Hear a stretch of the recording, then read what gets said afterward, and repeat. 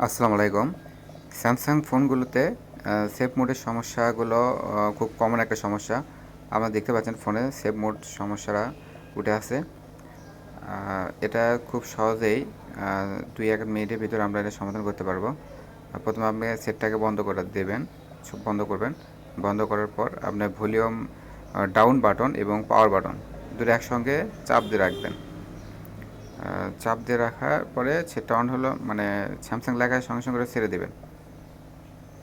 দেওয়ার পরে সাথে থাকুন, দেখেন এটা এই ধরনের ফোন আপনার স্যামসাং যে গ্রুপের যেগুলো ফোন আছে এবং A5 A3 এগুলো ফোনে আপনি সেম কাজ করলে সেভ মোড সমস্যাটা নিজেরাই সমাধান করে নিতে পারবেন। এতে আপনার কোনো মেকানিক্যাল কিংবা মোবাইল সার্ভিসিংয়ের দোকানে কোনো টেকনিশিয়ানের কাছে নিয়ে যেতে হবে না, নিজেরা বাসাতে এই সমস্যার সমাধান করতে পারবেন। ভিডিওটা ভালো লাগলে অবশ্যই চ্যানেলটাকে সাবস্ক্রাইব করে দেবেন। এরকম শিক্ষণীয় অনেক ভিডিও আসবে, আপনারা দেখতে পাবেন আমার চ্যানেলে। এবং আমি সাউন্ডের কিছু কেনাবেচা আছে, সেগুলো মালামালগুলো দিয়ে থাকি।